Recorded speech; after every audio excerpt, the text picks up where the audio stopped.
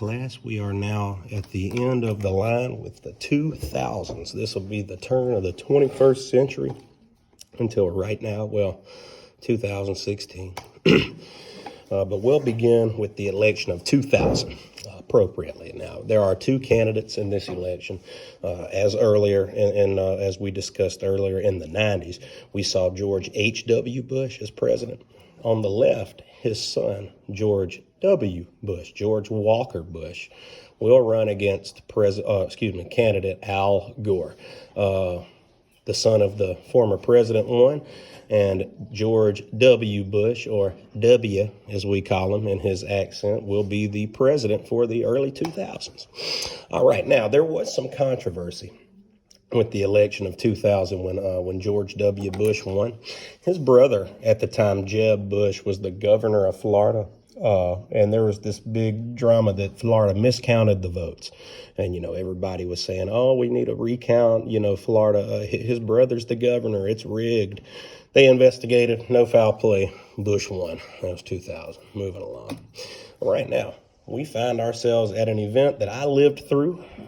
I guess I was in about 8th grade. I was headed to math class on September 11th, 2001, early in the morning at Riverside High School. There was a terrorist group that hijacked planes, destroyed both World Trade Center towers in New York City, Middle Eastern members based in Afghanistan. But if I'm not mistaken, it was a Saudi Arabian group. They were just based in Afghanistan. That's not important. Here's what's important. The group was called Al-Qaeda, and the leader was Osama bin Laden. Y'all probably know these names, nowadays, but early 2000s, this was public enemy number one, after September 11th. 2001. 9/11, this event is what caused our whole government to really change. Like the airport security is completely different. Any traveling borders protocol is now completely different. And there's also even this thing called the Patriot Act, right, to where the government can now spy on your emails, your texts, your phone calls, just to see if you're a terrorist. So, again, this is, a serious intersection of change in the timeline. All right. So, again, y'all know we're all about invading. OK. But after 9/11, we found out, these terrorists are based in Afghanistan, and we have reason to believe that the Afghanistan government is actually helping the terrorists.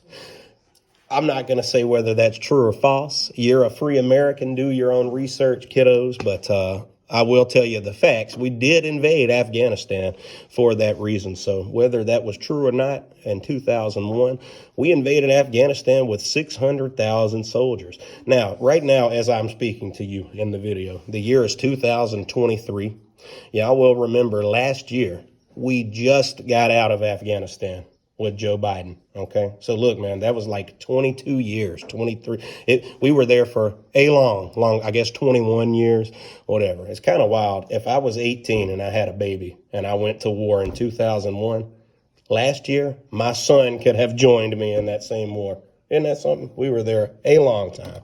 All right. So I told you about the Patriot Act. But again, 2001, if the government believes you have any link to terrorism, they legally say they can spy on you. That includes wiretap, surveillance, check your phone kind of thing. But anyway, Patriot Act. It's good or bad depending on who you ask. Okay. Something else that's good or bad depending on who you ask. And I will keep my humble opinions to myself to remain professional here. But when I was a kid, this thing came out called No Child Left Behind. Again, I will let you decide if you like or dislike this, but here's what it is. They call it Nickelby, NCLB, Nickelby for short. But here's what it does. Sounds good, okay? More funding for poor school districts. Ooh, that sounds good. Okay, I like it. Hold schools accountable for student progress. Oh, I like it. All right. But look at this last one. Standardized testing. Okay, again, folks, I'm not going to give my opinion on this last one, but I'll just say this. I'm a standardized testing teacher, and I can't give my opinion on it. So put two and two together, use your own common sense there. But nonetheless, whether you like No Child Left Behind or not, that is a big part of the George W. Bush legacy. right? Speaking of George W. Bush, you know, his dad went to war with Saddam Hussein. Y'all remember that? The Persian Gulf War, Desert Storm? Guess what? They're going to run it back with his son. The son, George W. Bush, went after Saddam Hussein. Again, these terrorists, you know, it seems like we kept finding all these people linked to Al-Qaeda. And according to the president at the time, Saddam Hussein, the dictator from Iraq that his dad fought years before, he might be linked to these terrorists. So guess what? We invaded Iraq. It's called Operation Iraqi Freedom. And the big buzzword at the time was WMDs. Weapons of mass destruction. You know, I remember as a kid, Bush would be on TV. We're going to go to the Middle East and remove WMDs, and we're going to provide peace in the Middle East. They never found one WMD. So, you know, again, form your own opinion. I just sound like I'm anti-Bush on this video. I'm not. Form your own opinions. Okay. Nonetheless, this lasted from 2003 to 2006. I think I was a junior in 2005 in high school, and I read in the paper, Saddam Hussein crawls from hole like rat. So we did invade, and he was on the run for 3 years. We found him, and then he was killed in 2006 by his own people. Yeah, not going to show it here, but there you go. Okay, moments before the action. All right, so speaking of devastation and not safe for work content, y'all ever heard about Hurricane Katrina? This is to this date one of Earth's worst hurricanes. Again, 2005, it was my junior year of high school. I was actually working at Super Value in Greenville, Mississippi, and we had an old Humpty Hump parking lot, like full of cracks and just nasty. Anyway, when Katrina hit, we were all the way in Mississippi, kind of north central Mississippi, I guess you could say. Katrina was way down in New Orleans, a whole state over. Folks, we still lost power. The parking lot flooded. It had waves like you would see at the beach, like the tide or whatever. My parking lot had a tide. That's how crazy Hurricane Katrina was, man. But nonetheless, New Orleans got it worst. It actually caused a political racial divide because what you will notice is that in the news clips, when there's people like stranded or there's people still in the city, it's all people of color.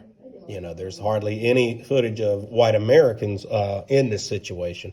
And some people are very quick to say, oh, well, some people left New Orleans because they knew better. Some people say, well, some people stayed because they didn't have a car or they didn't have the means to get out.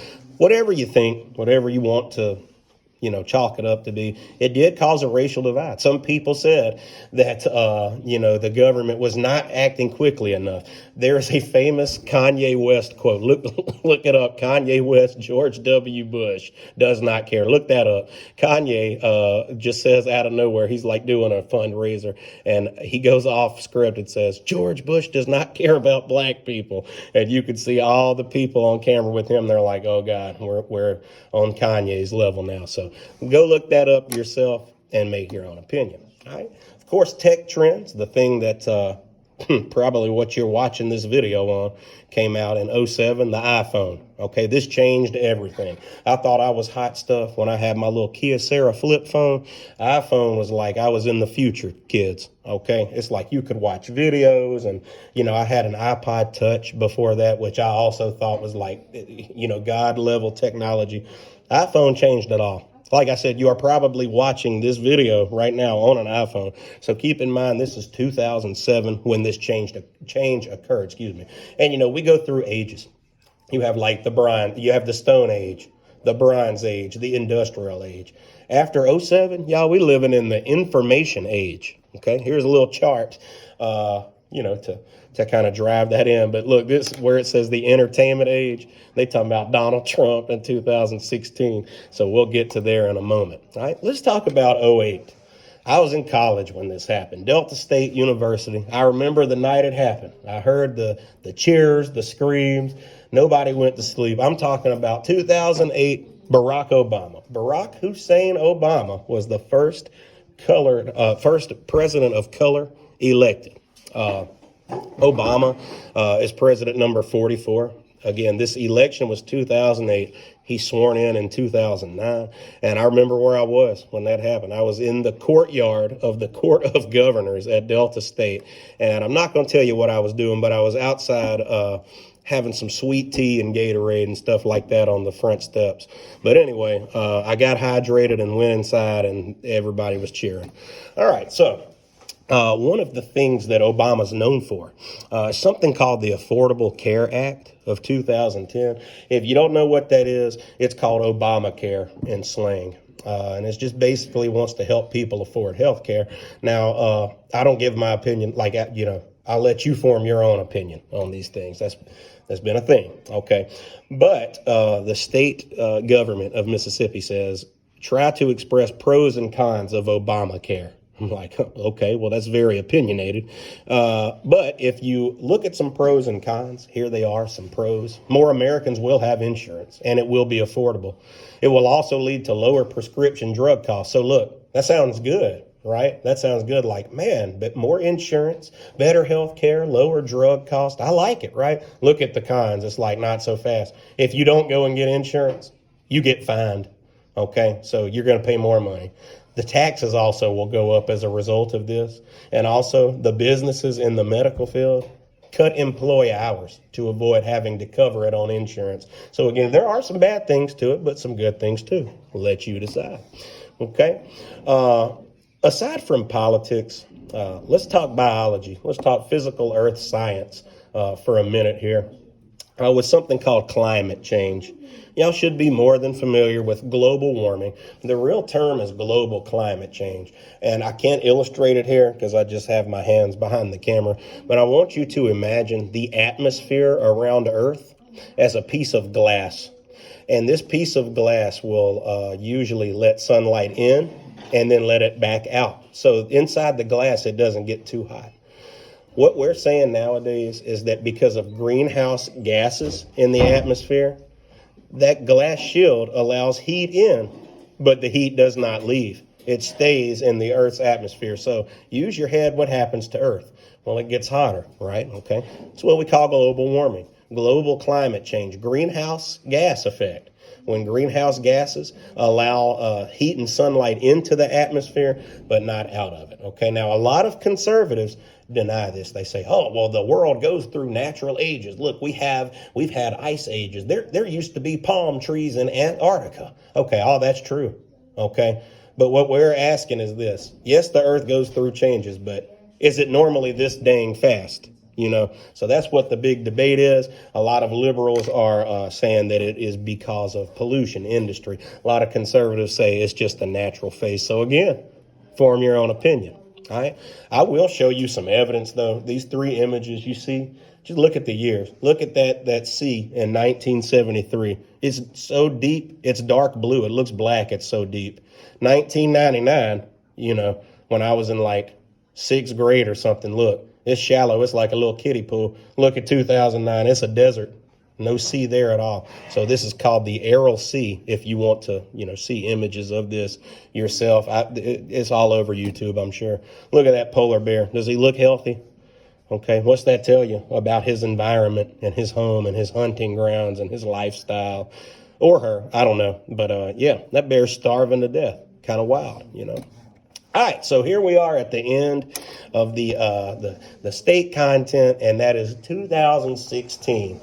I'm talking about the unorthodox election of Donald John Trump versus Hillary Rodham Clinton. A lot of people in your generation didn't know who Donald Trump was before this. He was like a rich businessman, celebrity from the 80s. He had like reality TV shows and just kind of a character almost. He literally ran for president against the real politician, Hillary Clinton. A lot of people still didn't want Hillary to win, depending on who you ask. A lot of people didn't want Trump to win, depending on who you ask. But this was like the first election where it was almost like entertainment. We're in the entertainment age. But anyway, Trump won. and was sworn in January of 2017. Now, the State Department says you need to know notable Trump legacy items, like we always talk about what a president leaves behind. Big stick policy, Obamacare, just say no, whatever. Let's talk about what Trump left, all right? He's known for the following things during his short time as president. He bombed Syrian military bases for gassing their citizens. He cut taxes. He proposed a border wall. Kind of ridiculous, but he had this idea, okay? He wanted stricter immigration control. And this is in caps, he's known for Twitter, trolling, and memes. Bomb Syria, we said that one. And the conflict with Iran. There's also some banter between he and North Korea. But again, we're in the information entertainment age. You can find that for yourself. And folks, that concludes all of the notes for the 2022-23 school year. I wish you good luck on your exam coming up, and see you later.